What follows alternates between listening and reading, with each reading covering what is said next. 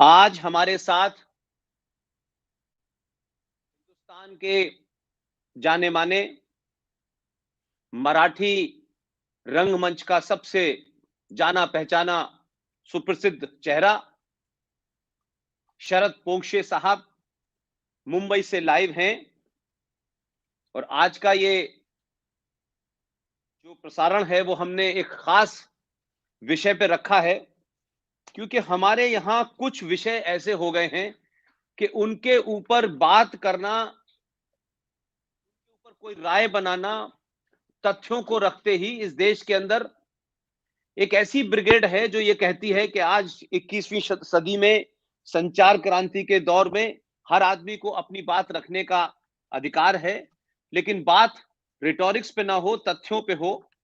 इसलिए हम 1948 से लेके आज जनवरी 2022 हो गई और जनवरी की 30 तारीख को दिन के 11 बजे बचपन से लेके आज तक एक सायरन होता है, 2 मिनट का मौन रखा जाता है और यह बताया जाता है कि गांधी जी की आज एक किसी हिंदूवादी आदमी ने हत्या कर दी थी।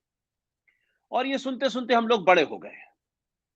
और आज के दौर में जब मैं समझता हूं कि इंफॉर्मेशन के ऊपर किसी का दबाव नहीं है, किसी का बस नहीं है, कोई रोक टोक नहीं है, तो हजारों ऐसी चीजें, हजारों ऐसी किताबें, हजारों ऐसे तथ्य कि जो दूसरा पक्ष है उसकी भी बात कहीं ना कहीं आ रही है।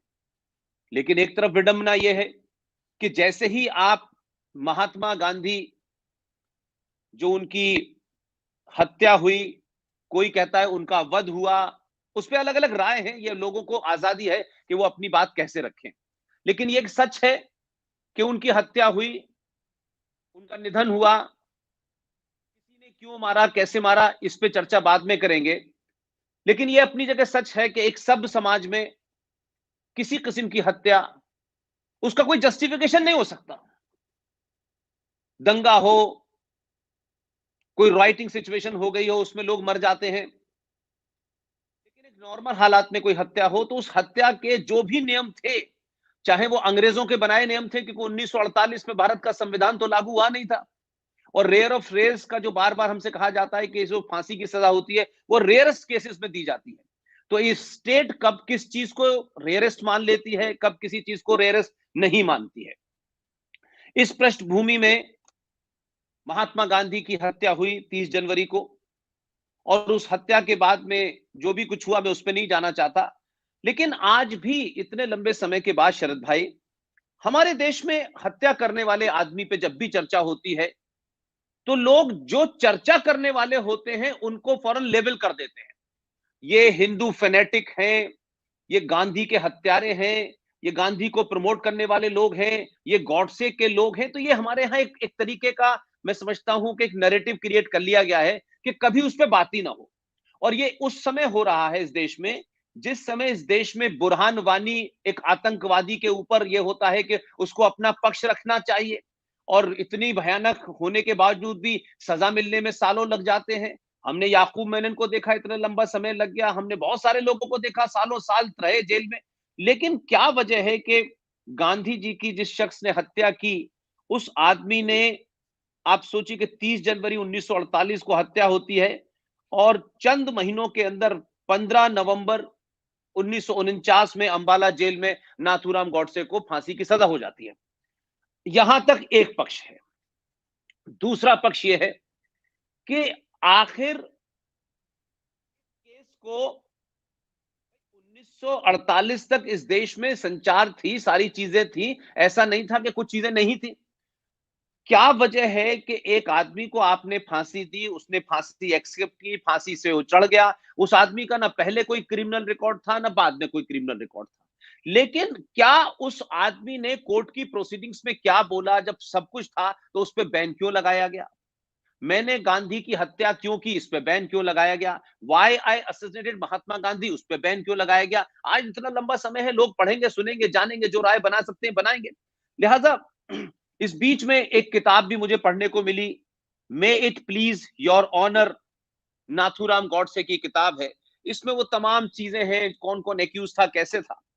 शरद भाई, मेरा आपसे सवाल नहीं है, मैं चाहता हूं इस पे आपने मैं समझता हूं कि आप देश में पहले ऐसे रंगमंच के कलाकार होंगे कि अपने जीवन के 20 साल, और मुझे जहां तक आपकी इंफॉर्मेशन है वो ये है कि 1998 से लेकर के 2018 तक आपने कोई 1100 शो किए हैं नाथूराम गॉडसे को लेकर। इतने समय में तो मैं समझता हूं कि जिस जिस ईमानदारी के साथ, जिस लगन के साथ आप चरित्र को जीते हैं, मैंने भी आपके कुछ नाटक देखे हैं, उससे कभी-कभी ऐसा लगता है कि आदमी जो लंबे समय तक किसी कैरेक्टर के बारे में करता है, तो उसके अंदर उस कैरेक्टर जैसी चीजें आ जाती हैं। उसकी ज़बान साफ हो जाती है, वो अटकता नहीं, वो एक उसकी उसकी लाइफ़स्टाइल बन जाती है। ऑलमोस्ट 1100 शो 20 साल में शरद पोंक्षे जी ने किए हैं। ऐसे शख्स के पास नाथूराम गॉडसे के जीवन का कोई सा भी आयाम ले लीजिए, सारे आयामों को पढ़ा होगा, उनको जिया होगा, बारीकी से समझा होगा और उसके बाद फिर चरितार्थ किया होगा। इसलिए शरद पोंक्षे जी न सिर्फ मेरे मित्र हैं, बड़े भाई हैं, और मैं उनका बड़ा शुक्रगुजार हूं कि वो लगातार किसी न किसी प्रोजेक्ट में रहते हैं। लेकिन आज मैंने उनसे इसलिए रिक्वेस्ट की थी कि उनके मुंह से उनके जो तथ्य हैं, उनका जो प्रेजेंटेशन होगा, वो किसी एक्स पार्टी, वाई पार्टी, किसी एक को बचाने, किसी किसी को छुपाने का नहीं है, बल्कि वो उस दौर की वो तमाम वो घटनाएं बताना चाहते हैं। और मैं भी चाहता हूं कि 21वीं सदी का युवा भारत में ये जाने कि अगर इस देश में महात्मा गांधी की हत्या को लेकर के एक हिंदूवादी टैग लगाया जाता है, हिंदूवादी फोर्सेस का टैग लगाया जाता है, तमाम सारी बातें हैं, अगर जो भी हो वो बाहर आनी चाहिए, लोग उसको पढ़ें, समझें। क्योंकि हमारे यहां तो मैं समझता हूं चार्ल्स शोभराज की भी लोगों ने ऑटोबायोग्राफी लिख दी है। अब चार्ल्स शोभराज कोई महान आदमी तो था नहीं, लेकिन ऐसी चीजें को ग्लोरीफाई किया जाता है, और जो चीजें सच में सामने हैं उसमें उसके बयान, उसकी किताब, उसका कोई स्टेटमेंट नहीं आया जाता। इसलिए आज शरद पोंक्षे जी, मैं बहुत खुश हूं कि 30 जनवरी को आपने समय निकाला। मैं चाहता हूं कि जो भी तथ्य है, मैं कोई सवाल नहीं करूंगा क्योंकि मेरे पास सवाल ही नहीं है। सवाल तो देश ने कर रखा है पिछले 70-80 साल से। उन सवालों का जवाब तथ्यों के साथ आप देना चाहते हैं। आप वी सपोर्ट पुष्पेंद्र से चैनल पे आए, इसके लिए भी आपका बहुत-बहुत शुक्रिया। पोंक्षे साहब, अपनी बात रखें आप। नमस्कार। सबसे पहले सबको नमस्कार। आज 30 जनवरी शाम को 5:15 बजे महात्मा गांधी जी की हत्या की गई। मैं सबसे पहले महात्मा गांधी जी को प्रणाम करता हूं। वो महान थे, महान रहेंगे, इसमें कोई शंका नहीं है। ये सभी लोग महान हैं। लोकमान्य तिलक हो, सावरकर जी हो, सरदार वल्लभ भाई पटेल हो, महात्मा गांधी हो, सभी लोग बहुत ही महान लोग हैं। लेकिन वो भगवान नहीं है। वो बहुत बड़े, बहुत महान इंसान है। और जब आदमी इंसान होता है तब कुछ ना कुछ कमियां तो उसमें रहती ही है। और कभी कभी बड़े इंसानों की छोटी कमियां देश को बड़े पैमाने में भुगतनी पड़ती है। आज नथुराम गोडसे की बात सुनने के लिए कोई तैयार नहीं है। मैंने नाटक किया, इतना विरोध, और मुझे बहुत ताज्जुब होता है कि अहिंसावादी गांधी जी को अपना गुरु मानने वाले हर अहिंसक ने मेरे नाटक के दरमियान हिंसा का एक भी मार्ग नहीं छोड़ा। मुझे मारने पर तुले थे, मुझे गोलियां मारने पर तुले थे, मुझे मुलुंड कालिदास के नाटक करने से कुछ देर पहले पेट्रोल बम डालकर मेरी पूरी बस को जलाया गया, मुझे जलाने की कोशिश की गई। जो जो बन सकता है वो उन्होंने किया, और उसके बावजूद भी मैंने 20 साल में 1100 शोज पूरे किए। कभी भी एक भी शो मैंने रद्द नहीं किया, कैंसिल नहीं किया। आज मैं एक शुरुआत में नथुराम गोडसे की ही एक लिखी हुई कविता मैं पढ़कर इसकी शुरुआत करना चाहता हूं। यदि देशभक्ति पाप है तो मैंने पाप किया है। यदि देशभक्ति पाप है तो मैंने पाप किया है। यदि प्रशंसनीय है तो मैं उस प्रशंसा का अधिकारी हूं। मुझे विश्वास है कि मनुष्य द्वारा स्थापित न्यायालय के ऊपर अगर कोई एक न्यायालय है तो उसमें मेरे काम को अपराधी नहीं समझा जाएगा। मैंने देश और जाति की भलाई के लिए काम किया है। मैंने उस व्यक्ति पर गोली चलाई है जिसकी नीति से हिंदुओं पर घोर संकट आया और हिंदू नष्ट होने का संभव निर्माण हो गया। यह है नथुराम गोडसे का बयान। बहुत अहम बात मैं अभी कहने जा रहा हूं। इस दुनिया में इतने देश है, हर देश में कहीं ना कहीं फांसी की सजा सुनाई जाती है किसी ना किसी को। जितनी भी फांसी की सजा सुनाई जाई गई, उसके पहले किसी भी जज ने यह बात नहीं कही होगी जो नथुराम को फांसी देने से पहले जज ने कही। और उस जज ने बाद में एक किताब लिखी। जज का नाम है खोसला साहब। उन्होंने किताब लिखी और उसमें लिखा कि नथुराम गोडसे जब बयान दे रहा था 7 दिन तक, एक तो पहले उसने क्या किया, उसका खुद का बचाव करने की बिल्कुल ही कोशिश नहीं की। उसने वकील नहीं लिया, एडवोकेट उसने नहीं लिया। उसने कहा मैंने एक इंसान को मारा है, मुझे जीने का कोई अधिकार नहीं है। 3 गोलियां गांधी जी के ऊपर चलाने के बाद चौथी गोली मैं खुद के सीने में दाग सकता था, लेकिन मैंने ऐसा नहीं किया क्योंकि मैं डरा नहीं था। मैं सिर्फ इतना चाहता था कि कोर्ट कचहरी में खड़ा रहकर मैंने क्यों मारा ये पूरी दुनिया के सामने मैं रख सकूं। इसलिए मैंने चौथी गोली खुद पर नहीं चलाई। और आज मैं सबसे पहले ये कबूल करता हूं कि मैंने गांधी जी की हत्या की। अब गोडसे के शब्दों में वो हत्या नहीं कहता है, वो वध कहता है और उसका भी वो विश्लेषण करता है। हत्या और खून क्रिया एक ही दिखने में एक क्रिया होती है कि एक इंसान ने पिस्तौल पकड़कर दूसरे की हत्या की, मार डाला, तो उसको हम लोग हत्या कहते हैं, खून कहते हैं। उसके पीछे गोडसे जी का एक अपना फिलॉसफी है, इसलिए वो उसको वध कहते हैं। वध इसलिए कहते हैं कि हत्या और खून तब किया जाता है जब उसमें खुद का कुछ फायदा हो, खुद का निजी स्वार्थ जब होता है तब उसे हत्या और खून कहते हैं। अब जब खुद का कोई भी निजी स्वार्थ नहीं होता है और सिर्फ देश के लिए, समाज के हित के लिए अगर वो किसी को मारता है तो उसे वध कहते हैं। और इसलिए गोडसे गांधी जी के जो मारा है गोली उसको हत्या या खून नहीं कहते हैं, वो वध कहते हैं। आज ये प्रोग्राम जो हम कर रहे हैं, पुष्पेंद्र जी और मम, सबसे पहले मैं एक बात कहना चाहता हूं, ये गोडसे का समर्थन नहीं है। हम किसी भी हत्या का समर्थन नहीं करते हैं, हम दोनों जो। लेकिन हत्या के पीछे जो कारण है वो कारण समझ लेना चाहिए। अगर ये दुनिया का सबसे बड़ा लोकतांत्रिक देश है हिंदुस्तान, और यहां कसाब को भी अपनी बात रखने का अधिकार है। कुछ साल पहले पूना में, महाराष्ट्र में जोशी अभ्यंकर खून खटला हुआ था।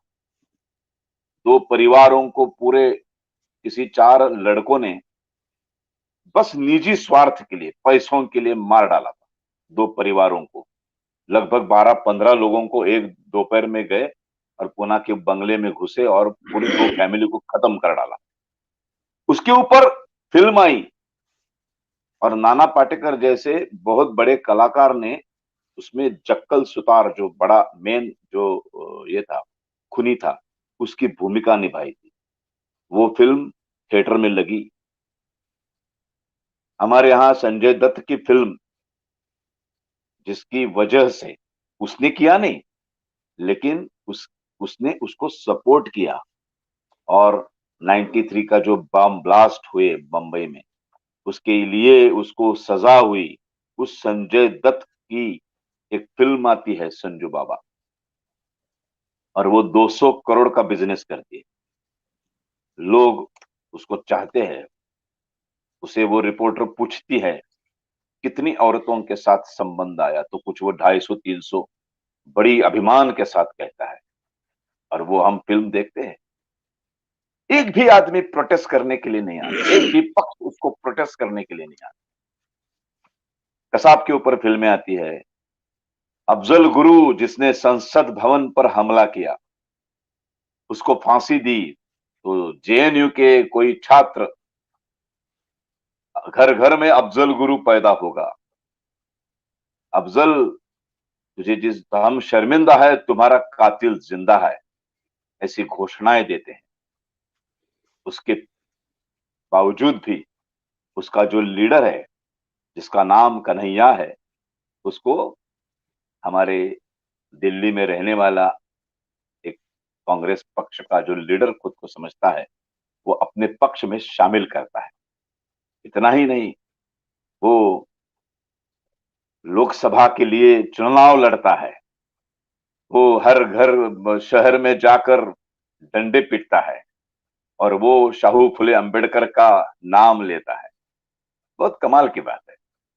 और इसमें सिर्फ गोडसे का बयान हम सुनने के लिए तैयार हैं। सिर्फ गोडसे का बयान आता है तो हमें बहुत तकलीफ होती है, और उस गोडसे का जिसने बहुत खुशी खुशी फांसी के फंदे को अपने गले में डाल दिया, उसने बिल्कुल बचने की कोशिश नहीं की है। 3 गोलियां दागने के बाद वो पिस्तौल ऊपर रख के उसने बोला कि यहां कोई डॉक्टर है या पुलिस, अरेस्ट मी, मैं किसी को तकलीफ नहीं देना चाहता हूं। गांधी जी को गोली मारने से पहले उसने प्रणाम किया है, झुककर गांधी जी के पैर छूकर प्रणाम किया है। और उसके बाद गांधी जी जिनके सहारे चल रहे थे, 2 लड़कियों के सहारे, उन 2 लड़कियों को भी अलग किया, गलती से उनको ना गोली लग जाए। और उसको बाद उसने 3 गोलियां डाल दी, और 3 गोलियां डालने के बाद गांधी जैसे धारा तीर्थ हो गए। उसके बाद उसने हाथ ऊपर किया, सरेंडर हो गया वो। उसने डॉक्टर को बुलाया, कोई डॉक्टर है तो आ जाइए, मेरा चेक कीजिए, मेरा ब्लड प्रेशर नॉर्मल है, मैं बिल्कुल नॉर्मल आदमी हूं, मैंने बहुत सोच समझ कर ये काम किया है। उसका मेरे पास मृत्यु पत्र है, बहुत पढ़ना बहुत जरूरी है आज के दिन। प्लीज प्लीज प्लीज तो प्लीज मैं पढ़िए। पढ़ के दिखाता हूं। उसने मरने से पहले मृत्यु पत्र लिखा है। क्या लिखा है देखिए, ऐसा मृत्यु पत्र आज तक इस पूरी दुनिया में किसी ने नहीं लिखा होगा। प्रिय बंधो चिरंजीव दत्तात्रेय विनायक गोडसे, मेरे बीमा के रुपये अगर आ जाएंगे तो उस रुपए का विनियोग आपके परिवार के कार्य के लिए करना। रुपए 2000 आपकी पत्नी के नाम पर, 3000 चिरंजीव गोपाल की धर्मपत्नी के नाम पर और 2000 आपके नाम पर। इस तरह से बीमा के कागजों पर मैंने रुपया मेरी मृत्यु के बाद मिलने की लिखा है, वो उसे मिलना चाहिए। मेरी उत्तर क्रिया करने का अधिकार अगर आपको मिलेगा तो आप आपकी इच्छा से किसी तरह से भी इस शुभ कार्य को समाप्त करना। लेकिन मेरी अंतिम विशेष इच्छा यही लिखता हूं। अभी यहां से उसका मृत्यु पत्र की विशेषता है। ये तो ठीक है, 2000 इसको दिया उसको दिया। अपने भारतवर्ष की सीमा रेखा सिंधु नदी है, जिसके किनारों पर वेदों की रचना प्राचीन दृष्टाओं ने की है। वो सिंधु नदी जिस शुभ दिन फिर भारतवर्ष के ध्वज की छाया में स्वच्छंदता से बहती रहेगी, उन दिनों में मेरी अस्थियों की रक्षा का कुछ छोटा सा हिस्सा उस सिंधु नदी में बहा दिया जाए। ये मेरी इच्छा सत्य सृष्टि में आने के लिए शायद और भी 1, 2, 4 पीढ़ी, जनरेशंस का समय लग जाए तो भी चिंता नहीं। उस दिन तक वो अवशेष वैसे ही रखो, और आपके जीवन में वो शुभ दिन न आए तो आपके वारिसों को ये मेरी अंतिम इच्छाएं बतलाते जाना। अगर मेरा न्यायालयीन वक्तव्य कभी सरकार बंद मुक्त करेगी तो उसके प्रकाशन का अधिकार भी मैं आपको दे रहा हूं। मैंने 101 रुपया आपको आज दिए हैं। ये 1948 का बोल रहा हूं, मैंने तो 101 और 2000 की आज कोई कीमत नहीं है। मैंने 101 रुपया आपको दिए हैं जो आप सौराष्ट्र सोमनाथ मंदिर का पुनरुद्धार हो रहा है, उसके कलश कार्य के लिए भेज देना। आपका नथुराम गोडसे, 15 नवंबर 93। ये उसका मृत्यु पत्र है। वो क्या कह रहा है?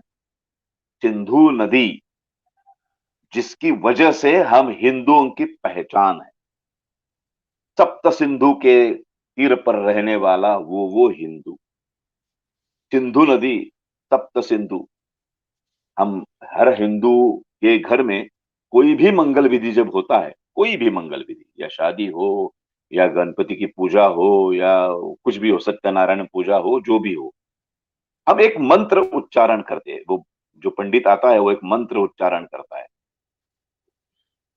गंगे च यमुने चैव। देखिए, गंगे च यमुने चैव गोदावरी सरस्वती नर्मदे सिंधु कावेरी जलेस्मिन सन्निधि कुरु। ये 7 नदियां हमारे लिए बहुत विशेष प्रिय है। 7 नदियों को हम सप्त सिंधु कहते हैं और इसके तीर पर रहने वालों को हिंदू कहा जाता है। और आज जिस नदी की वजह से मुझे मेरी आइडेंटिटी मिली है, हिंदू हूं मैं, वो नदी ही आज विभाजन में पाकिस्तान चली गई। इसलिए जब तक वो सिंधु नदी फिर एक बार हिंदुस्तान के ध्वज के नीचे बहना शुरू नहीं करेगी, तब तक मेरा अस्थि कलश का कुछ हिस्सा उसमें रहने दो। ऐसे ही उसको संभालते रहो, पीढ़ियों पीढ़ियों तक संभालते रहो। और 1949 के बाद आज 2022 तक उनके घर में वो अस्थि कलश वैसे के वैसे रखा है।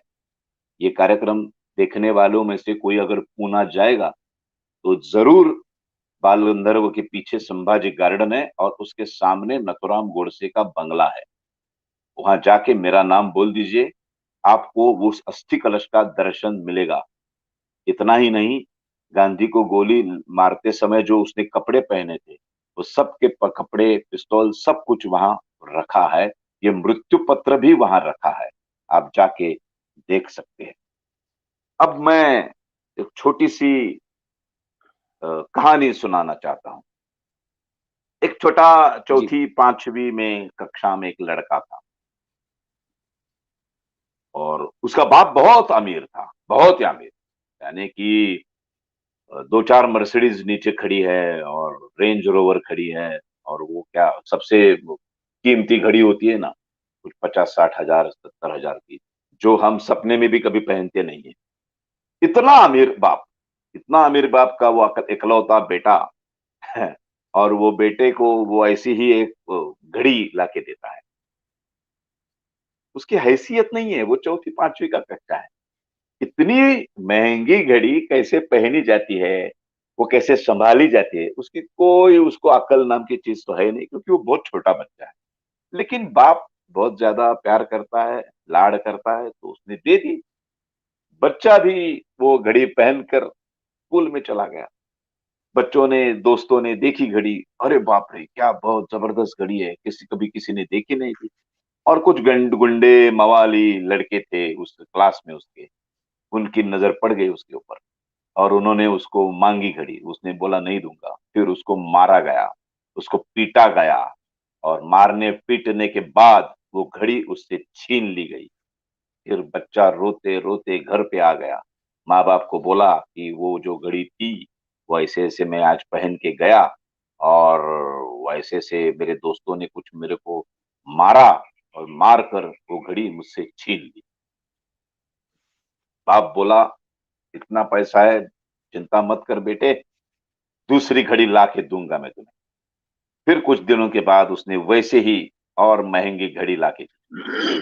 दूसरे दिन सुबह बच्चों को माँ ने तैयार किया, उसका यूनिफॉर्म डिब्बा, उसके सब दफ्तर सब उसके कंधे पे लगा दिया। और फिर बच्चे को याद आया कि कल मेरे बाप ने वापस एक बार वो घड़ी मुझे दी है। तो बच्चा भागते भागते अंदर गया और कबर्ड में से वो घड़ी निकाली और वो उसने पहनी और जाने लगा। वो जैसे घड़ी पहनकर जाने लगा, अब माँ की नजर घड़ी पे गिरी। अब देखिए कमाल, अब माँ ने उसको देखा कि ये घड़ी पहनकर जा रहा है। माँ ने उसको रोका, बोला बच्चे घड़ी पहनकर मत जाओ, घड़ी निकाल के मुझे दे दो। बच्चा बोला नहीं दूंगा, बाबा ने मुझे दी है, मैं पहन के जाऊं। माँ ने बोला तू नहीं जा सकता है घड़ी पहनकर, क्योंकि एक बार तू गया था, उसका नतीजा क्या हुआ मालूम है ना। तो घड़ी नहीं, मुझे घड़ी दो। बच्चा हट हो गया, मैं नहीं दूंगा। फिर माँ ने उसको मारा, पीटा और घड़ी छीन ली। अब देखो क्रिया एक ही है, बच्चे को मारना, पीटना, घड़ी छीनना, क्रिया एक ही की है। माँ ने भी की है और वो गुंडे मवाली उसके दोस्तों ने भी की है। अब आप पाप किसको कहेंगे और पुण्य किसको कहेंगे? वाह, वेरी वेल क्रिया सेड, एक ही है, वेरी वेल। क्रिया एक ही है, मारना, पीटना, घड़ी छीनना। अब जो गुंडे मवाली दोस्तों ने किया है उसको हम पाप कहते हैं। अब जब माँ ने किया है तो उसको हम पुण्य कहते हैं। तो किसी भी क्रिया को एक ही दृष्टि से, एक ही नजर से देखना बहुत गलत है। वो पाप है या पुण्य है, ये कब तय किया जाता है? जब उस क्रिया के पीछे जो उद्देश्य है, किस कारण वो किया गया है, इसके ऊपर वो पाप है या पुण्य है वो देखा जाता है। एक आदमी बंदूक लेकर किसी को मार डालता है और सीमा पर तैनात हमारा सैनिक भी पाकिस्तान के ऐसे ही किसी को मार डालता है। हमारे पुलिस ने ऐसे ही यहाँ ताज के ऊपर जो हल्ला हुआ उसमें से किसी टेररिस्ट ऐसे ही गोली से मार दिया। अब पाप किसको कहेंगे? गोली से हर आदमी को मारना, किसी भी आदमी को, ये एक ही इस नजर से नहीं देखा जाता है। उसके पीछे उसकी क्या कारण है, क्या कारण मीमांसा है, उस वहां उस वक्त की परिस्थिति क्या है, ये सब समझ लेना बहुत बहुत जरूरी है। मैं कुछ नथुराम गोडसे की चीजें पढ़ना चाहता हूं, जिसके कारण उसके दिल में क्या था, उसने क्यों मारा, मैं आज पढ़ के दिखाना चाहता हूं। सुनिए, सुनने वाले सुनिए, और आप तय कीजिए। ये प्रोग्राम खत्म करने के बाद अगर आप बोलते हैं कि नथुराम ने गलत किया तो हमें कोई प्रॉब्लम नहीं। बिल्कुल लेकिन बिल्कुल बिल्कुल सोचो, बिल्कुल। सोचो आप क्या क्यों किया। गांधी जी भारत के इतिहास का एक अहम पन्ना है। मेरे इस निर्णय से वो पन्ना मलिन हो जाएगा।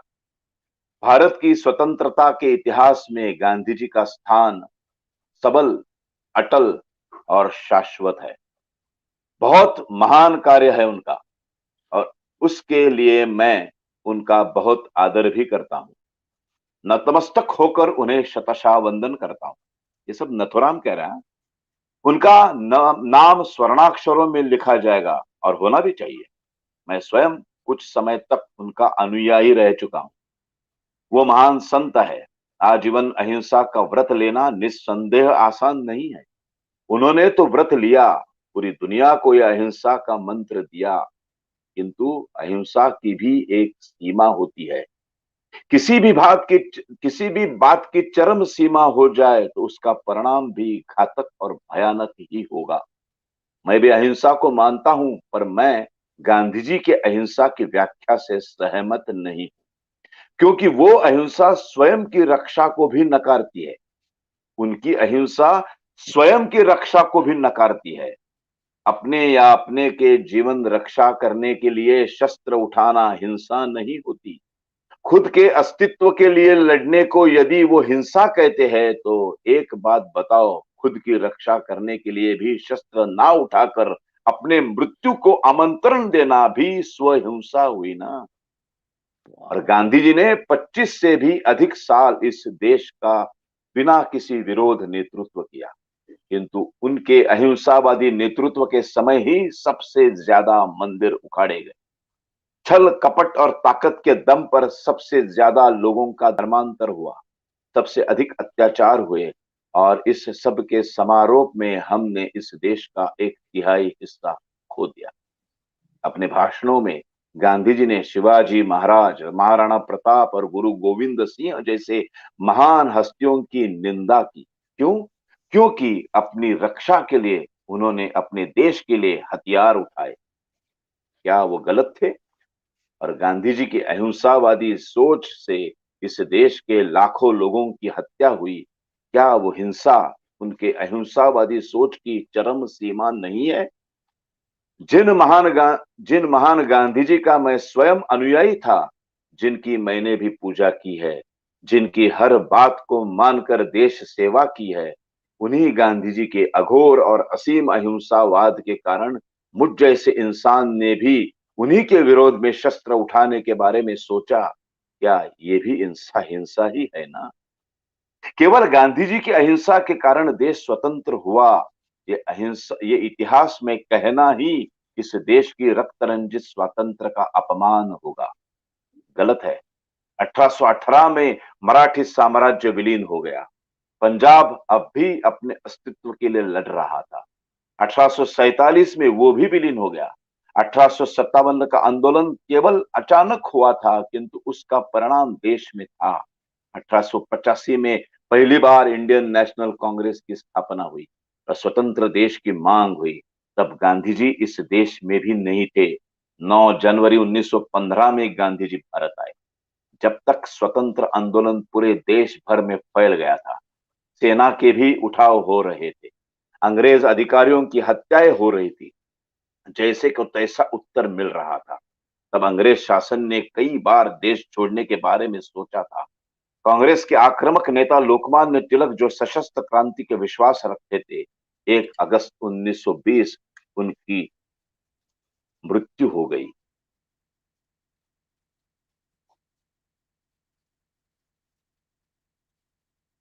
एक सेकंड ना, मृत्यु हो गई। जी। फिर सशस्त्र क्रांति थोड़ी धीमी हो गई और जब गांधी जी कांग्रेस के अध्यक्ष बन गए तो उन्होंने देश को अहिंसा का मार्ग दिया, किंतु उसके कारण कितने ही क्रांतिकारी मारे गए। वो निषेध भी व्यक्त करने जाते तो उन पर गोलियां बरसाई जाती। जालियनवाला बाग हत्याकांड भूल गए? ऐसी कई घटनाएं हैं। तब गांधी जी ने क्या किया? केवल प्रार्थना की। उन्होंने अपने हर भाषण में सशस्त्र क्रांति का विरोध ही किया है। वे अहिंसा के लिए ना नहीं थी, न है, किंतु यदि गांधी जी सही है तो बाकी क्रांतिकारी गलत नहीं हो सकते ना। सभी को इस देश की आजादी चाहिए थी, फिर बाकियों के भी किसी भी मार्ग को दोष देने का उनको अधिकार किसने दिया? भगत सिंह ने विधिमंडल में जो बम फेंका उसको गांधी जी ने अहिंसा का पराभव माना। ये क्या गलत नहीं है? क्या भगत सिंह, सुखदेव, राजगुरु, चंद्रशेखर आजाद, मदनलाल धिंगरा ये क्रांतिकारी नहीं थे? क्या उन्हें अपने मातृभूमि से प्रेम नहीं था? हर कोई अपने अपने मार्ग से इस देश को आजाद करने का प्रयास कर रहे थे, फिर वो गलत कैसे हो सकते? इस देश की नींव जाति के आधार पर रखने के विचार को जिस दिन गांधी जी ने मान्यता दी, उसी दिन भारत का दुर्भाग्य शुरू हो गया। इसी के परिणाम आगे भी इस देश को भुगतने होंगे, इस महात्मा ने सोचा ही नहीं। इसके कारण इस देश में दंगे हुए, भारत में हिंदू और मुसलमान अलग हुए, या यूं कहूं मुसलमान और इस्लाम को ना मानने वाले ऐसे विभाजन हुआ। और इसके बाद जो हुआ याद है, 1946 1947 से अभी तक भारत की स्वतंत्रता अहिंसा से नहीं, लाखों लोगों के रक्त बहकर आई है। पाकिस्तान से हजारों हिंदुओं को काट के भेजा गया, अत्याचार हुए, बलात्कार हुए, खून की नदियां बही और देश के टुकड़े हुए। इसलिए इतिहास में यह लिखा जाना गलत है कि केवल गांधी जी की अहिंसा के कारण इस देश को आजादी मिली।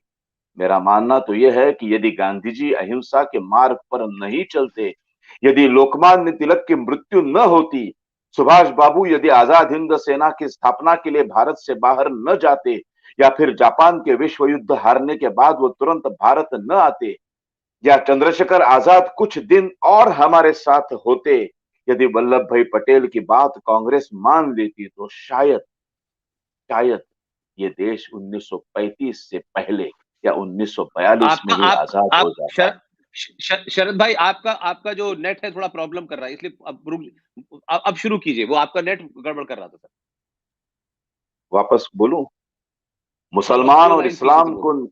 जी हाँ, दोहरान कीजिए। जी जी जी जी जी जी जी, ठीक है इस ठीक है कारण ठीक इस देश में दंगे हुए, भारत में हिंदू और मुसलमान अलग हुए, या यूं कहूं मुसलमान और इस्लाम को ना मानने वाले ऐसे विभाजन हो गए। और उसके बाद जो हुआ याद है, 1946, 1947 से अभी तक भारत की स्वतंत्रता अहिंसा से नहीं, लाखों लोगों के रक्त बहकर आई है। पाकिस्तान से हजारों हिंदुओं को काट के भेजा गया, अत्याचार हुए, बलात्कार हुए, खून की नदियां बही हैं और देश के टुकड़े हो गए। इसलिए इतिहास में यह लिखा जाना गलत है कि केवल गांधी जी की अहिंसा के कारण इस देश को आजादी मिली है। मेरा मानना तो यह है कि यदि गांधी जी की अहिंसा के मार्ग पर नहीं चलते, यदि लोकमान्य तिलक की मृत्यु न होती, सुभाष बाबू यदि आजाद हिंद सेना की स्थापना के लिए भारत के बाहर न जाते, या फिर जापान के विश्व युद्ध में हारने के बाद तुरंत भारत आ जाते, या चंद्रशेखर आजाद कुछ दिन और हमारे साथ होते, यदि वल्लभ भाई पटेल की बात कांग्रेस मान लेती, तो शायद शायद ये देश 1935 या 1942 में ही आजाद हो जाता और उसके टुकड़े भी नहीं होते। यह है नथुराम गोडसे की सोच। तो पागल नहीं था, उसके माथे फिरू कहा गया। एक हिंदू माथे फिरू ने गांधी की हत्या की, ये इतिहास में पढ़ाया जाता, बहुत गलत। अच्छी बात है कि जब खोसला साहब ने लिखा है कि जब पूरी जो उसकी केस चल रही थी गांधी हत्या की, इस तो उसने खुद वकील ले लिया नहीं। जब भी सरकारी वकील साहब उसके खिलाफ जो भी आरोपी सब खड़े करते थे, उसके ऊपर उसने वकील नहीं लिया था, तो वो खुद की केस खुद लड़ रहा था। तो विद्याचरण शुक्ल और खोसला साहब उसको पूछते थे, भाई पंडित जी आपको इसके ऊपर कुछ कहना है, कुछ उल्टा सवाल पूछना है? वो शांति से खड़ा रहकर कहता था, मुझे कुछ नहीं पूछना है, मुझे कुछ नहीं कहना। 655 दिन केस चली, 655 दिन। उस समय सुप्रीम कोर्ट नहीं था, तो लाल किले पर यह विशेष न्यायालय तय किया गया था, बिठाया गया था, और उसमें गांधी हत्या की केस चल रही थी। पूरा केस खत्म होने के बाद जब वकील जज ने पूछा कि पंडित भाई अभी निकाल पत्र सुनाने की बारी आ गई, समय आ चुका है, अभी तो आपको कुछ कहना है? तो उसने कहा, हाँ अब मैं कुछ कहना चाहता हूं। पूरे 655 दिनों में यहां जो जो मेरे खिलाफ बताया गया, जो जो मेरे खिलाफ यहाँ कहा गया, जो जो बयानबाजी की गई, इसके बारे में मैं क्या सोचता हूं, ये मैंने कोठरी में बैठकर एक किताब में लिखा है, एक पन्ने पर लिख के रखा है, वो सब मुझे पढ़ने की इजाजत दीजिए। तो जज ने बोला, ठीक है, कल से इस न्यायालय में आपको आपका बयान पढ़ने की इजाजत दी जाती है। इतना ही नहीं कहा, जज साहब ने बोला, लाल किले के बाहर हजारों लोग आपके बयान सुनने के लिए खड़े हैं, तो उसके लिए माइक का इंतजाम कीजिए। पुष्पेंद्र जी ये गलत नहीं बोल रहा हूं मैं, जज साहब ने कहा है माइक, क्योंकि उनको भी स्पीकर से पता चले ये क्या बोल रहा है। और माइक का इंतजाम दूसरे दिन किया गया, और नथुराम, अभी कोई पूरा केस तो खत्म हो चुका था, अभी सिर्फ नथुराम का बयान बाकी। उसके बाद 7 दिन तक वो अपना बयान पढ़ते गए। एक भयानक सा सन्नाटा छाया हुआ था, लोग बैठे थे, देश की सभी भाषाओं के पत्रकार वहां बैठे हुए थे। उस वक्त वो रिकॉर्डिंग या शूटिंग ये सब सुविधाएं नहीं थी, पन्ने के ऊपर कागज के ऊपर लिखना पड़ता था, और शॉर्ट हैंड जानते होंगे शायद, वो शॉर्ट हैंड में शॉर्टकट में लिखते थे क्या लिखना है, बोलना है। और डेली, अभी अभी यहां थोड़ा सा अंदाज चुक गया नथुराम का, क्योंकि 655 दिन डेली जो कोर्ट में चलता था, वो सब न्यूज़पेपर में, हर भाषा के न्यूज़पेपर में लिख के आता था। आज क्या हो गया, आज किसको खड़ा किया, आज किसका बयान हो गया, आज किसने क्या बोला। नथुराम चुप बैठ गया, नथुराम ने कुछ पूछा नहीं, और लोग बहुत बेहद से ऐसे, सुबह कब होती है और कब वर्तमान पत्र हाथ में आता है, और आज कल गांधी हत्या में क्या हो गया। ऐसा इतना मीडिया था नहीं उस वक्त, सिर्फ न्यूज़पेपर के जरिए ही लोगों को ये पता चलता था। तो नथुराम को ऐसा लगा कि जब मेरी बारी आएगी, तब भी रोज मैं जो बोलूंगा, मेरा भी निवेदन ऐसे ही पेपर में लिख के आएगा, और पूरे हिंदुस्तान के 40 करोड़ लोगों तक मेरा निवेदन पहुंचेगा। और यही से पॉलिटिक्स शुरू हो गई। डेली वर्तमान के प्रतिनिधि लिखकर वर्तमान पत्र हर भाषा के पेपर में छप जाता था। जिस दिन कोर्ट ने कहा कि कल से नथुराम तुम तुम्हारा बयान सुनाओ, उस दिन से जज पहले दिन जब उसने अपना बयान पहले दिन का जब खत्म किया और जज साहब ने कोर्ट एडजर्न करके निकल गए, जैसे ही पीठ जज साहब ने घूम गए, उसी दौरान वहां के पुलिसों ने सारे पत्रकारों के ऊपर अटैक किया और पत्रकारों के हाथों से सारे कागज खींचकर उसके फाड़ कर उसको जला दिए गए और ऊपर से धमकाया गया। लोकतंत्र भारत में पत्रकारों का गला सबसे पहले वहां घोड़ दिया गया, जला दिया गया और कहा गया अगर एक भी लाइन नथुराम की छपाई छापी आपने पेपर में आपके, तो उसके परिणाम बहुत खतरनाक होंगे, इसके परिणाम आपको भुगतने पड़े। और उसके बाद नथुराम का बयान की एक भी लाइन पेपर में नहीं आई 7 दिन तक। और यहां नथुराम का अंदाज चुक गया। उसको ये नहीं मालूम था, क्योंकि कोर्ट खत्म होते ही उसको लेके जाते थे, कोठरी में डालते। उसको ऐसा लगता था कि शायद लोग पढ़ रहे होंगे आज मैंने क्या किया। उसको मालूम नहीं था, क्योंकि बाहर कुछ आया ही नहीं, कुछ छपके ही नहीं आए। अब मेरा सवाल यह है, क्यों? अगर गांधी जी महान है, इसी नथुराम गोडसे की एक गोली की वजह से गांधी विचार कभी खत्म नहीं हो सकते, तो नेहरू सरकार क्यों डर गई नथुराम के बयान से? क्यों क्यों और क्यों? ये सवाल का जवाब आज तक मुझे किसी ने दिया नहीं, किसी कांग्रेस वाले के पास इसका जवाब। आज भी गोडसे के ऊपर फिल्म आती है, गोडसे का बयान आता है, तो सब लोग क्यों डरते हैं? मेरा सवाल यह है कि डरते क्यों हैं? गांधी जी महान है, वो हिमालय है, वो बहुत बड़ा आदमी है। कोई एक गोडसे कुछ बोल देगा तो गांधी जी को थोड़ी फर्क पड़ने वाला। अभी सावरकर जी के ऊपर इतने लोग बोलते हैं, वो तो जाहिर सभा में जाके बोलता है, वो दिल्ली का लड़का ठीक है, ऐसा नकल करता है, माफीवीर थे। सावरकर को कुछ फर्क नहीं पड़ता है। हम सावरकरवादी है, हमें कोई फर्क नहीं पड़ता है। मैं तो बोलता हूं ऐसे ही हर महीने बोलते जाओ तुम। नथुराम गोडसे के ऊपर क्या क्या बोला जाता है। सावरकर जी की बदनामी इस देश में जितनी हुई, उतनी बदनामी ना किसी देशभक्त की दुनिया में कहीं हुई होगी। उसके बावजूद भी आज सावरकर को सुनने के लिए लोग आते हैं। सावरकर छोटे नहीं होते, उनको भारत रत्न दिया तो छोटे नहीं होते। फिर गांधी के लिए क्यों डरते हैं लोग? गांधी का गोडसे का बयान 1949 में दिया गया, आज 2022 में भी सुनने के लिए तैयार क्यों नहीं है? सुनने के लिए आगे की पीढ़ी तैयार है, लेकिन कांग्रेस वाले क्यों डरते हैं? क्या है उसमें ऐसा छुपा हुआ? क्या है? क्यों क्यों उसने एक आदमी, जिस एक दोस्त का बयान है उस केस में, एक दोस्त को ऐसा खड़े किया जो उसका कई जमाने में एक रूम पार्टनर हुआ करता था। उसको पूछा कि तुम्हारे साथ वो रूम पार्टनर था, तब भी ऐसे ही था क्या वो? तो उसने बोला मुझे तो ताज्जुब हो रहा है, जब से मुझे पता चला कि मेरे दोस्त ने गांधी जी की हत्या की, तो मुझे ताज्जुब हो रहा है, मैं सोया नहीं यार, कैसे एक आदमी कर सकता है?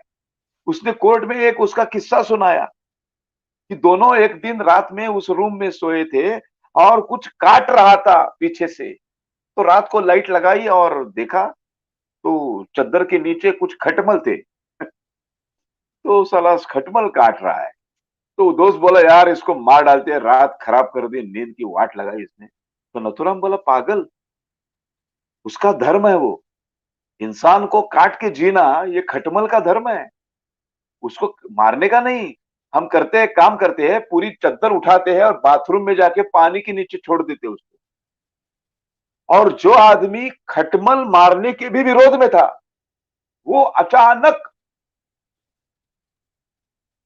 एक महात्मा को मारने के लिए क्यों गया? क्यों सुनना नहीं चाहेंगे हम? हमारे देश के आगे की पीढ़ी के सामने हम रखेंगे ना, ये हम तथ्य रख रहे हैं ना। उसके बावजूद उनको जो तय करना है वो करने दो। डरते क्यों हैं? नथुराम के बयान से इतना डर क्यों है? क्या है ऐसा उसमें? कितनी बातें हैं।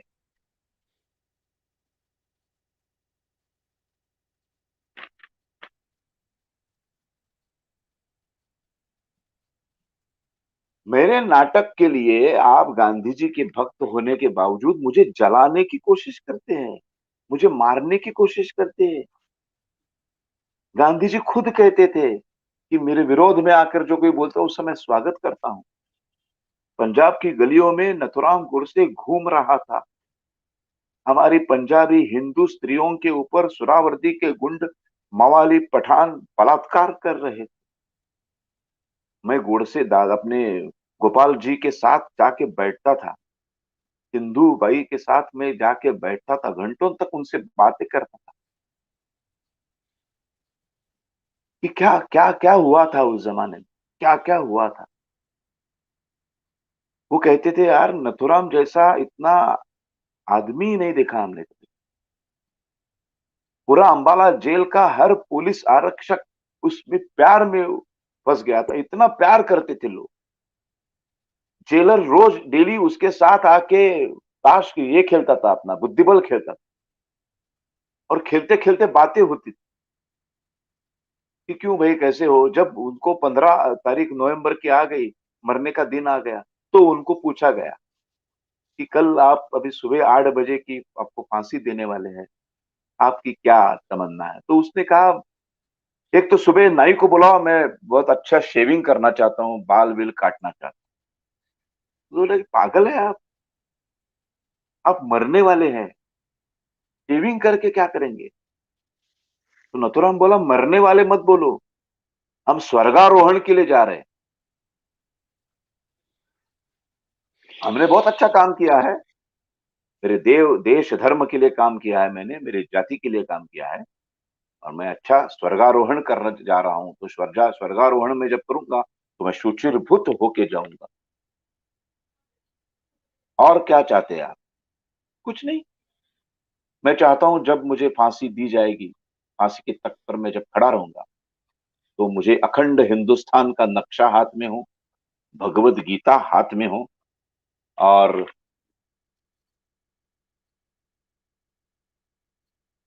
ये सब पकड़ कर भगवा ध्वज भगवत गीता और हिंदुस्तान का अखंड हिंदुस्तान का नक्शा 70 दशलक्ष चौरस किलोमीटर का, वो मैं हाथ में फांसी देते समय पकड़ना चाहता हूँ। सब लोग रोने लगे, ये क्या आदमी है।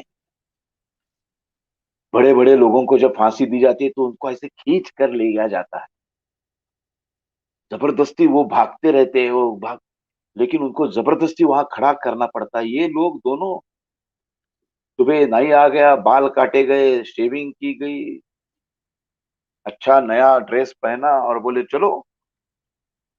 तो 7:40 को उनको बाहर निकाला, तो अच्छी कड़ी धूप थी, सूर्य ऐसा तलप रहा था ऊपर। तो नाना आपके बोलता है नथुराम को, देखा नथुराम, बहुत दिनों के बाद अच्छी धूप दिखाई दे रही। तो नथुराम बोलता है हम लोग शिमला में गए थे, तब ऐसी धूप का हमने अनुभव किया था। ये क्यों है मालूम है? कुदरत हम पर प्रेम का वर्षाव कर रही है, क्योंकि हम स्वर्गारोहण के लिए जा रहे हैं।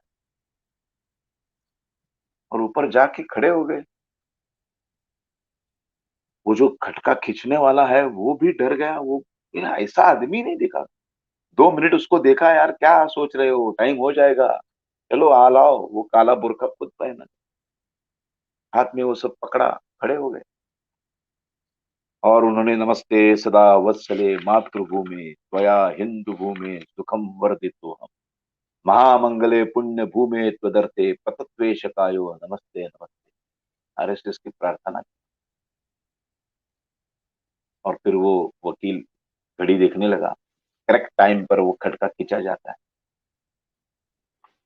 और अखंड भारत अमर रहे, वंदे मातरम की बहुत जोर जोर से घोषणाएं शुरू कर। और 8 बजते ही फांसी दे दी गई।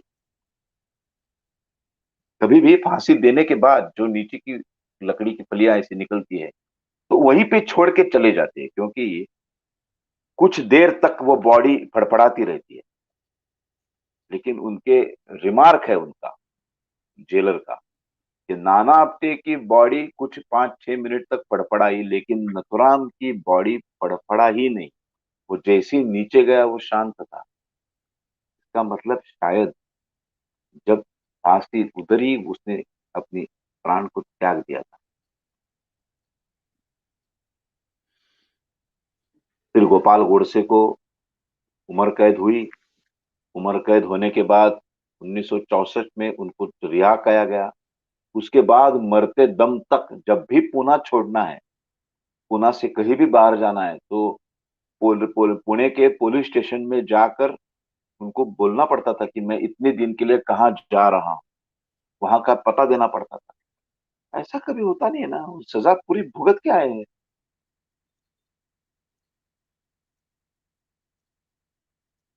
फिर 64 के बाद उन्होंने, उनके पास जो पूरा बयान था, उन्होंने 55 से बड़ी, ऐसा मराठी में पूरा बुक लिखा। तो वो उस बुक के ऊपर बयान आ गए। ये कौन सा लोकतंत्र है? अभिव्यक्ति स्वातंत्र बाकी सबको है, क्यों नहीं? अभी अभी उसके ऊपर से पूरा बैन हट गया। अभी कोर्ट ने वो बयान जो आपने बुक दिखाया ना, मे प्लीज योर ऑनर, वो अभी अभी खुला हो।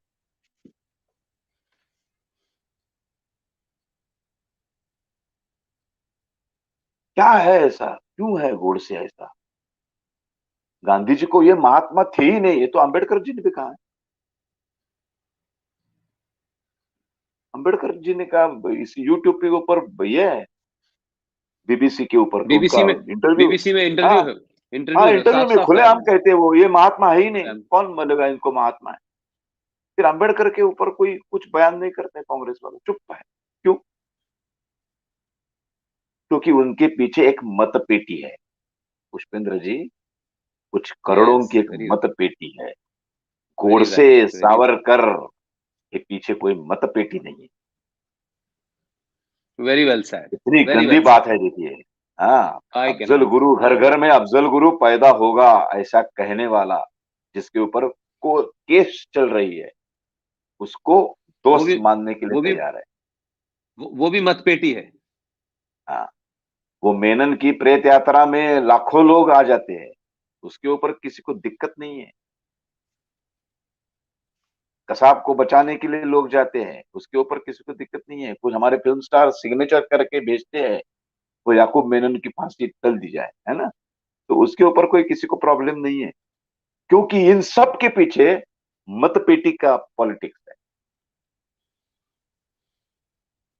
एक मुसलमानों की एक पेटी है, यार उनको अगर हम कुछ करेंगे तो प्रॉब्लम आ जाएगा, हमारे खिलाफ जाएंगे तो हमें चुन के कैसे आएंगे, अंबेडकर जी के खिलाफ कुछ बोलेंगे तो हम चुन के कैसे आएंगे।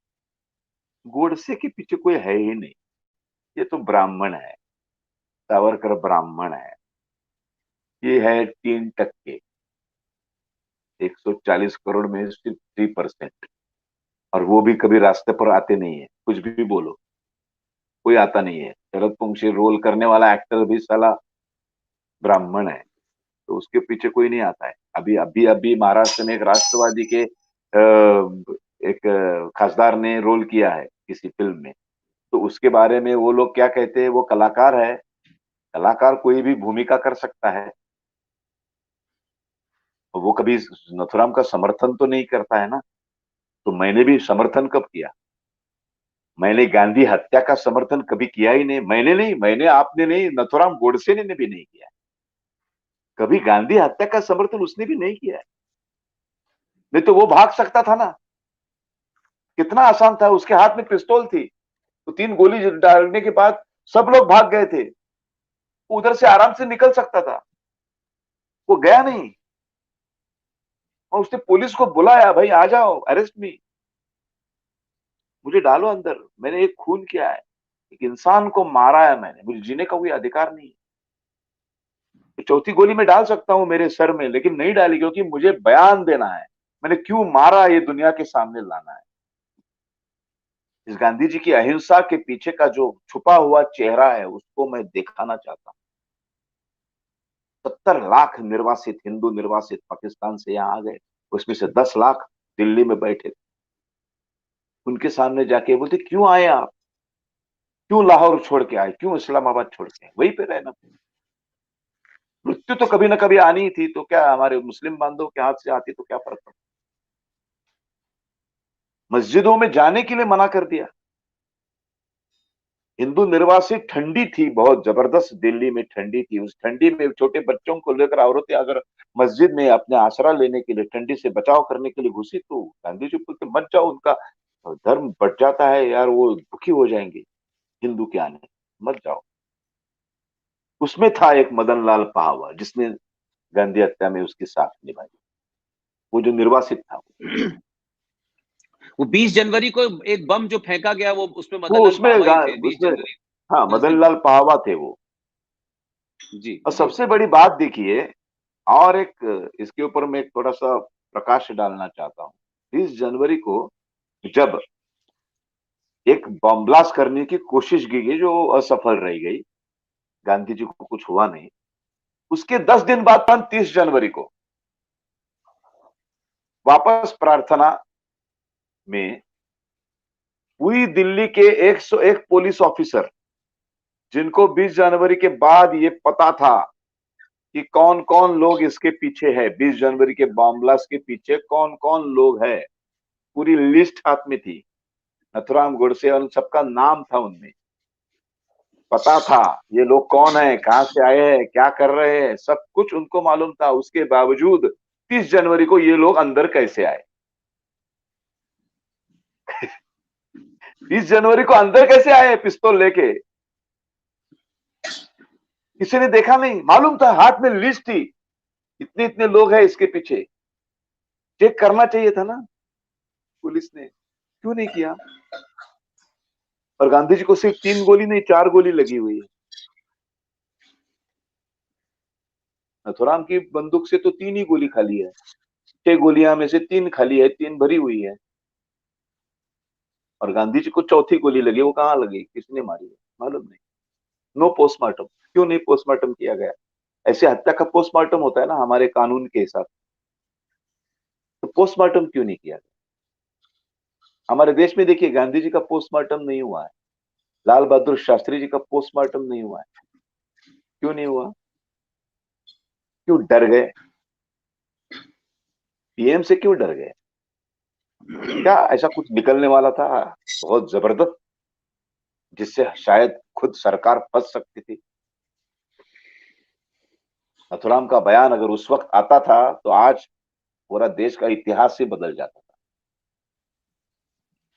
उसमें एक जगह शरद वो भाई, कहता इसमें है कि इसमें हाँ उस, जी, उस, उसमें एक जगह वो उसमें कहता एक है कि वो सेक्युलर, मैं सेक्युलर कितना हूं और सर्वधर्म समभाव वाला कितना हूं, ये दिखाने के लिए भंगी कॉलोनी में एक राम के मंदिर में जाकर, राम मंदिर के पुजारियों और वहां के भक्तों के खिलाफ जाकर गांधी जी ने कुरान का पठन किया, राम मंदिर में, राम की मूर्ति के सामने।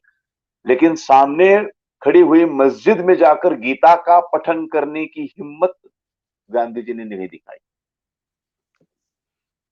एक बयान में एक जगह उसने लिखा है, ये जो बुक है ना, may it please your honour, इसको पब्लिश करके पूरे हिंदुस्तान में दिखाना चाहिए, सबको देखना चाहिए क्या है, क्यों मारा उसने। अब वो ओपन हो चुका है, इसके ऊपर कोई पाबंदी नहीं है अभी। इसमें इसमें इसमें एक एक चीज बस और जोड़ना चाहता हूं।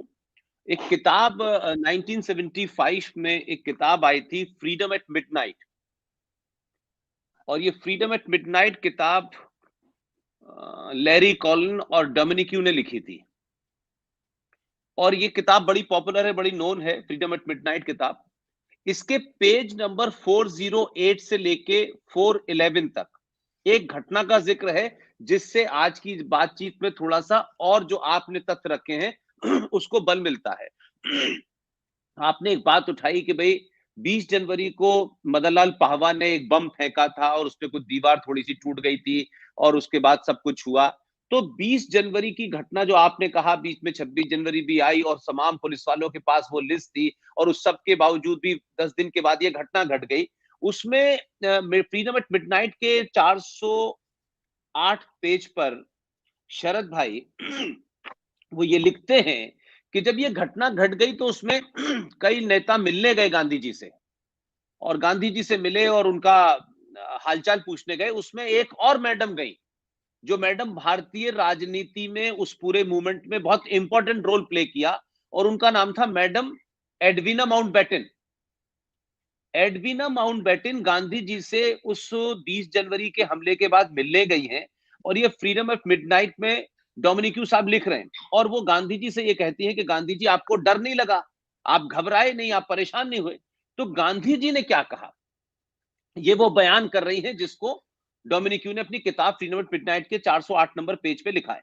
वो ये कहती है कि गांधी जी ने उनसे कहा कि देखिए मुझे डर वर नहीं लगता है, मैं मौत से डरता नहीं हूं, लेकिन हां अगर मेरी हत्या हो या मौत हो तो मेरी दो ख्वाहिशें हैं, दो मेरी डिजायर है। एक तो मेरा चेहरा हंसता हुआ हो और मेरे मुंह से हे राम निकले। अब आप मुझे बताइए, ये दो बातें एडविना माउंटबेटन किसके सबसे नजदीक थी, ये सबको पता है। क्या एडविना माउंटबेटन ने ये बात उन लोगों को नहीं बताई थी जो सत्ता के शीर्ष पे थे?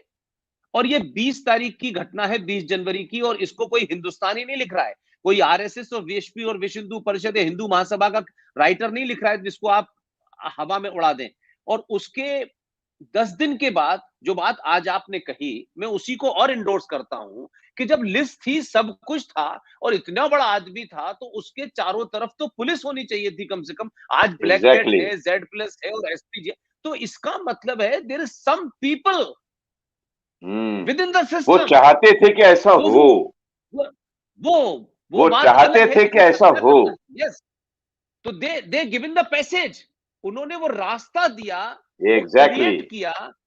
और दैट इज, एग्जैक्टली। मैं आपने आज जो जो बात जोड़ी उससे मुझे ये याद आ गया कि जब आपने कहा कि साहब लिस्ट भी थी और सब पता था, और विद इन 10 डेज इतनी बड़ी बात हो जाए, तो ये भी एक तत्व है। इसलिए मैंने कहा कि और मेरा जो हेराम आज वगैरह जो मकसद था, कहा है, हेराम वगैरह ऐसा कुछ ये कहा किस, ही नहीं, उनको समय था नहीं। समय कहा, 78 ईयर ओल्ड मैन, इतने करीब से नहीं अगर नहीं, कोई गोली शरद भाई, मारता है तीन। हाँ, शरद तो भाई हेराम कहाँ आप से मुझे कहेगा वो? बताइए, नहीं नहीं, वो हेराम कह भी दिया हो तो सुना किसने? सिर्फ किसने और नथुराम सुना ने था वो सुना होगा। हाँ। That's what सुना I'm भी होगा saying. तो सिर्फ नथुराम था उसके करीब। तो भाई नाथुराम और गोडसे को उसके बताना ऊपर चाहिए था कि उसके हेराम, उसके ऊपर नथुराम ने बहुत ही लॉजिकली कुछ बातें कही है हेराम के ऊपर। वो कहता क्या है है वो कि भी बताइए। वो हेराम कह ही नहीं सकते, क्योंकि वो राम रहीम कृष्ण करीम में फर्क कभी मानते ही नहीं थे। उसने जज के सामने कहा है कि वो राम रहीम कृष्ण करीम में फर्क कभी मानते ही नहीं थे। वो आदमी मरते समय सिर्फ राम का नाम कैसे लेगा? अगर लेना ही है तो राम और रहीम दोनों बोलेगा ना वो। और अगर एक का ही नहीं, नाम लेना है तो वो रहीम का ही बोलेगा, क्योंकि राम उनके दिल में था, रहीम मुंह पे था। क्या बात है, क्या बात है। तो इसका मतलब है कि ये हे राम की जो थ्योरी है, ये नहीं, एडविना सब माउंटबेटन घुसाड़ी के हुई है, द्वारा सब गढ़ी डाला गई। हुआ है मुंह में। वही वही वही मैंने कहा कि एडविना माउंटबेटन को ये बात उन्होंने बोली, और फिर वही हाँ, बात होती है, और 10 दिन बाद हत्या हो जाती है, वो मुस्कुराते हुए, मतलब इस whole whole whole whole concocted, मतलब टोटली एक्सपोज्ड। लेकिन मुझे मैंने बड़ी कहा ना, खुशी ये है शरद अगर भाई। वो अगर जी पोस्टमार्टम जी। अगर होता ना गांधी जी की बॉडी का, तो बहुत कुछ अलग निकलता था। जो बाद में अभी अभी इतने सालों के बाद अभी अभी मुझे ऐसे भी पता चला है, जिसके कुछ प्रूफ्स है, कि नथुराम की बंदूक से निकली गोली से गांधी मरे ही नहीं है, ऐसा भी अभी निकला। My goodness, what A conspiracy. ऐसा अभी इसमें हम अंदर घुसेंगे नहीं बहुत ज्यादा, लेकिन हाँ नहीं, वो हमारा एजेंडा वो नहीं है। लेकिन हाँ, शरद ये भाई आपने लेकिन आपने जैसे, जी, लेकिन बोले शरद बोले भाई बोले। आपने जिस तरह से बयान किया, जो आपने बयान किया है, the way you presented things ना, एकदम इसे स्टनिंग, मतलब एकदम ऐसा लगता है कि मतलब शून्य में कर दिया आपने, मतलब। और इसमें कोई भी चीज आपने अपनी तरफ से नहीं कही है, सब कुछ ऑन द नहीं, रिकॉर्ड है, फर्स्ट हैंड रिकॉर्ड है। लेकिन मैं कह रहा हूं कि इस देश में ऐसी बहुत सारी मौतों का सिलसिला आज भी हो रहा है। मैं आपको उसको कनेक्ट करना चाहता हूं। संजय गांधी की हत्या कैसे हुई आज तक पता नहीं चला। इंदिरा नहीं है। गांधी की हत्या कैसे हुई आज तक पता नहीं चला। इंदिरा गांधी के साथ जो आदमी 24 घंटे आर के धवन रहता था, आज तक उसको किसी कमीशन ने ग्रिल ही नहीं किया। उनकी अब नेचुरल ना। डेथ हो चुकी। इस देश में माधवराव सिंधिया के नए जहाज में 5 पत्रकारों के साथ डेथ हो जाती है, पता ही नहीं चला। इस देश में राजीव गांधी की हत्यारों को माफी दिला दी जाती है, उनको बचाया जाता है, वो भी पता नहीं चला। इस देश में एक परिवार की बेटी के ससुराल के सारे लोग मार दिए जाते हैं और सिर्फ वो बेट उसमें मां बचती है, सास बचती है जो विदेशी है। बाकी भाई को मार दिया। वो कोई कोई कोई अपने होटल में फांसी लटक के मर जाता है, कोई कार एक्सीडेंट में मर जाता है। इस देश में राजेश पायलट जैसे एक होम मिनिस्टर की कार पलट जाती है, आज तक उसका पता नहीं चला। तो ये जो मर्डरस सिलसिला है, ये पार्टी का मुझे लगता है शायद एक तरीका है कि सत्ता कब्जाने के लिए हत्या होना जरूरी है। इसलिए सुभाष की हत्या हुई तो जवाहर बने, और फिर उसके बाद में लाल बहादुर शास्त्री की हत्या हुई तो मैडम बनी, और मैडम की हत्या हुई तो बेटा बना, और बेटे की हत्या के बाद में अब कोई शहादत देने के लिए तैयार नहीं है, इसलिए परिवार का सदस्य कोई प्रधानमंत्री बन नहीं पा रहा है। तो ये कोई ऐसा नहीं। अच्छा, आप मुझे बताइए, राजेश पायलट का नहीं हुआ, माधवराव सिंधिया का नहीं हुआ, तो ये तो चल रहा है ना, ये तो हमारे सामने की बात है। तो आप सोचिए कि कितनी डीप रूटेड कॉन्स्पिरेसी है, और वो कितने बेहतरीन स्क्रिप्ट राइटर होंगे कि जिन्होंने ऐसी थ्योरी कहानी हाँ, लिखी है कि आज 70 सही सही सालों के बात। बावजूद भी हम लोग जो है बात कुछ सच कहते हैं तो लोग फौरन हमको टैग कर देंगे साहब ये। इसलिए हमने आपने भी शुरू में यही कहा, वही मैंने भी सिर्फ आज पोस्ट गांधी में डाला। गांधी हत्या से रिलेटेड जाते जाते एक पॉइंट मैं बहुत बताना चाहता जी हूं। जी, प्लीज प्लीज प्लीज प्लीज।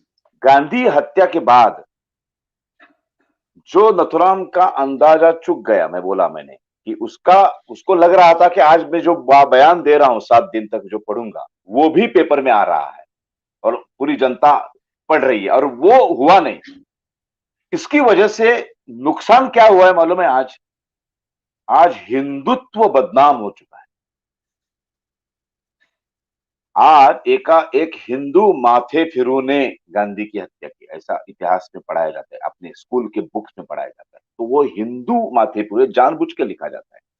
जब मुसलमान हत्या करता है तो हम क्या कहते हैं कि हत्यारे का कोई धर्म नहीं होता है, हाँ, आतंक का भी नहीं पता चला आज टेररिस्ट तक। का कोई धर्म नहीं होता है, लेकिन नथुराम का धर्म है। नथुराम का धर्म है, नथुराम की जात है, वो ब्राह्मण है, वो हिंदू है। तो तब से लेकर आज तक जो हिंदू धर्म का बहुत बड़ा नुकसान, और सबसे बड़ी और गलत बात जो हुई है जिसका मुझे बहुत दुख होता है कि नेहरू ने बहुत ही होशियारी से उनके खिलाफ 52 के इलेक्शन में जो सबसे बड़ा अहम कैंडिडेट था वो थे स्वातंत्रवीर सावरकर, हिंदू महासभा। और उस नेहरू जी को डर था कि ये शायद जीत के आएगा और मैं हार जाऊंगा, और ये गांधी हत्या का उनको फुलटॉस बॉल जैसे मिला, और उन्होंने सावरकर जी को जबरदस्ती गांधी हत्या में आरोपी क्रमांक 8 बनाया, और पूरी जिंदगी भर सावरकर का इतना महान कार्य के ऊपर एक काला धब्बा लग गया। वो भले निर्दोष मुक्त हो गए, लेकिन कांग्रेस वाले आज भी प्रचार करते हैं कि गांधी हत्या में सावरकर का हाथ था।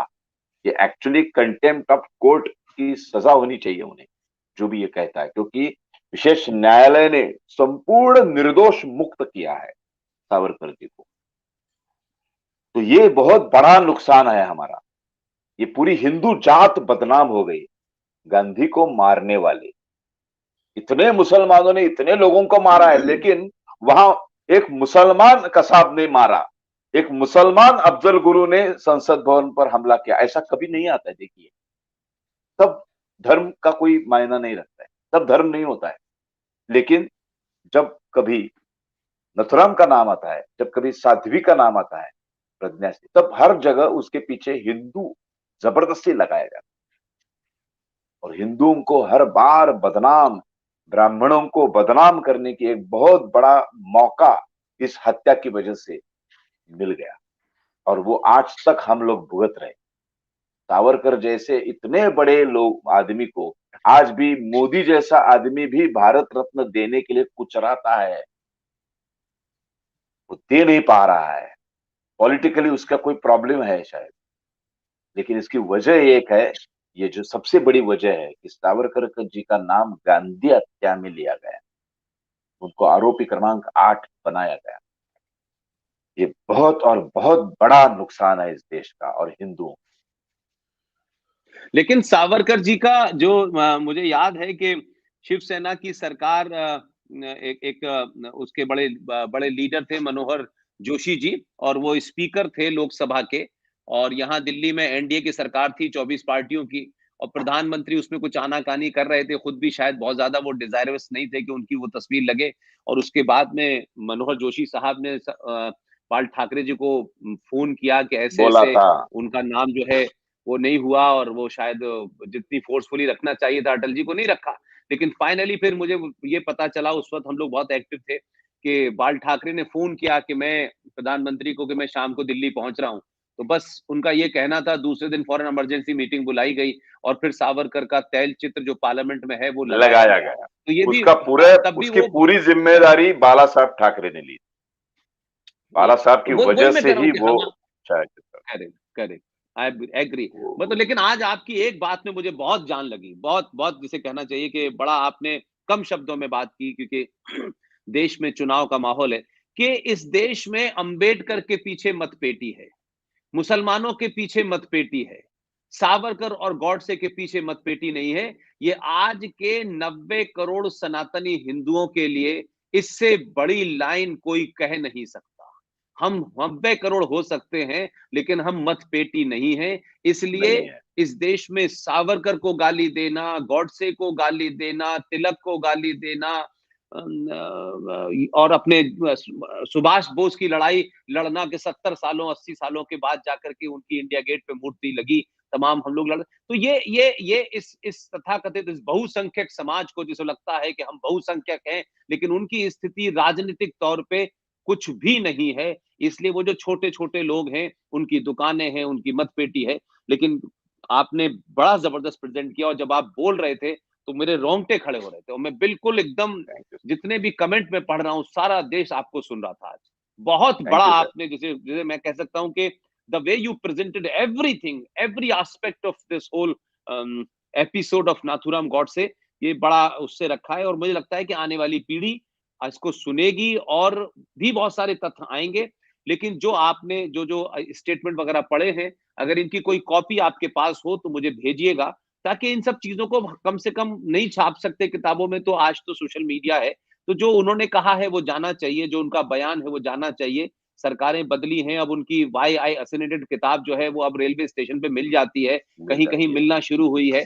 तो कम से कम हम इस बात से खुश हैं कि हमने वो दौर नहीं देखा, लेकिन उस दौर की सच्चाई बताने वाले आप जैसे लोग मौजूद हैं, और आगे की जनरेशन को सच्चाई पता चले, इसके लिए हम उसको इंश्योर करें कि ये जो भी यस। आज भी संचार क्रांति के तंत्र हैं उसके माध्यम से देंगे। शरद भाई, I have no words to say thank you to you. अरे आपको नहीं ऐसा नहीं, लग रहा है मैं कि भी आपको सुनते रहे आप। नहीं, मैं भी आपका बहुत आभारी हूँ, क्योंकि क्या होता है कि मैं एक तो मराठी में ज्यादा भाषण करता हूँ और सिर्फ महाराष्ट्र तक सीमित हूँ, और मैं चाहता हूं कि आपके जरिए मैं पूरे हिंदुस्तान तक सावरकर, गोडसे और हिंदुइज्म पहुंचाने में कामयाब हो जाऊं। मैं कोशिश कर रहा हूं, मेरी हिंदी थोड़ी कमार है, लेकिन मैं नहीं कोशिश नहीं, कर क्या रहा हूं। जबरदस्त हिंदी है। नहीं नहीं, थोड़ी नहीं थोड़ी नहीं, और आपकी जैसी आप नहीं है।